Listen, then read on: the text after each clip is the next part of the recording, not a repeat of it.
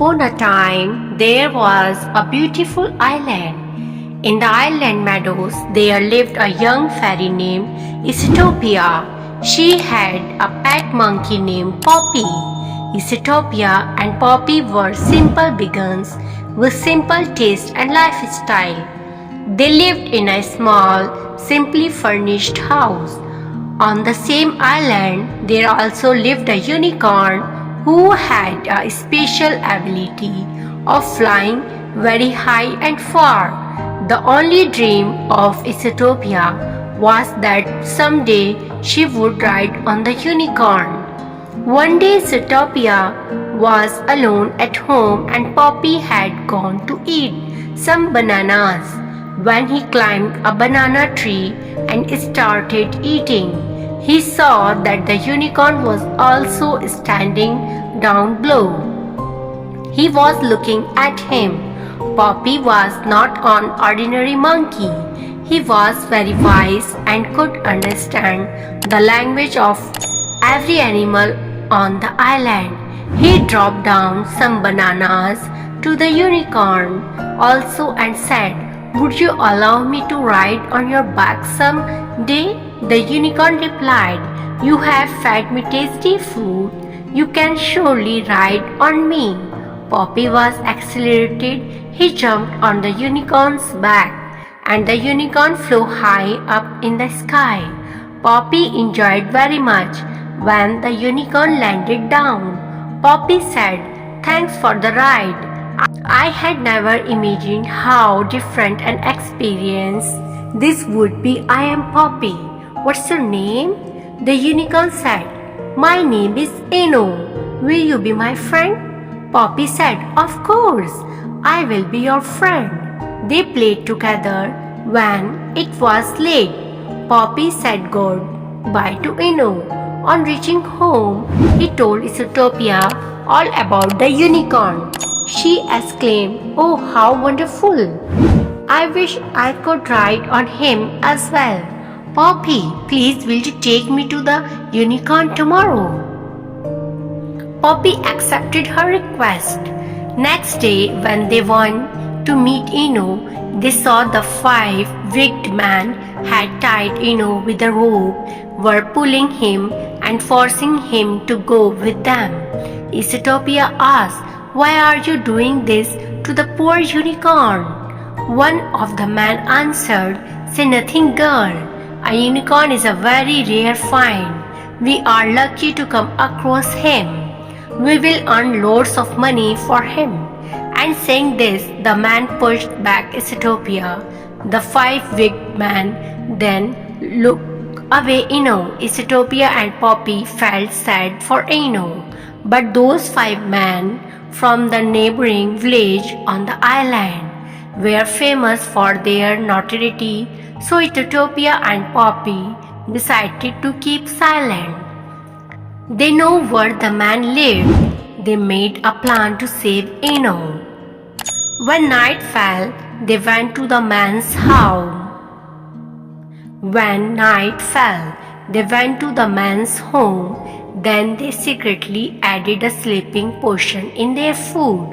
Unfortunately, only 2 of the men ate that food and fell into a deep sleep. The remaining 3 men had dinner outside and were sleeping in another room. Isotopia locked the door of that room for outside. Now Poppy tried to unite the rope with which Eno was tied, but the rope was fastened very tightly. So when Poppy tried to open the rope, Eno got hurt and uttered a cry of pain. The 3 men woke up while 2 were in a deep sleep. They understood that Eno's friend had come to free him, but found that their door was locked from outside. They started pushing and kicking the door, and after a few minutes managed to break the door and came out. When they came out, suddenly Eno rope came free. The man came running towards them, but Isotopia and Poppy jumped on Eno's back. One of the men cuffed Poppy's tail, but when Eno started flying, let go of the tail and fell down. All the men started at them in anger and disappointed. But what could they do now? During their flight, Poppy told Eno all about Isotopia. Eno became friends with Isotopia too. Suddenly, Poppy and Isotopia noticed that Eno was descending to the ground and had brought them to a strange place. They were in a very high, bright light, so they closed their eyes. When they opened their eyes again, they saw that they had reached a huge castle, glistening in golden high. Poppy and Isotopia could not believe their eyes. Poppy asked Eno, "Where have you brought us?" Eno said, "This castle belonged to my parents." "Where have you brought us?" Eno said, "This castle belonged to my parents." "Where are they?" asked Poppy. "They are probably no more. For all I know, one day they had gone to the forest about 6 months back and never returned," answered Eno's a side voice. "But maybe they are still alive," said Isotopia. "How much I wish that what you say is true," said Eno in a low voice. Suddenly a sound came from behind the bushes. "Eno, Eno, where are you? Eno, Eno, where are you?" "Oh, that's my mother's voice.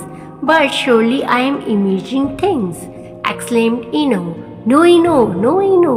We can also hear this voice, and we can also see 2 unicorns there," said Poppy with excitement. "Where?" asked Eno. There, Eno, behind the bushes," exclaimed Poppy. Eno looked behind the bushes. His parents were actually there. Eno ran and blubbed himself against his father and mother. "Where have you been, Mommy and Daddy?" asked Eno. "A hunter had taken us away after trapping up in a huge net, but we ran and flew and somehow managed to return her today," said his father. Eno was very happy. He said, "Mommy, these are my friends, Poppy and Isotopia.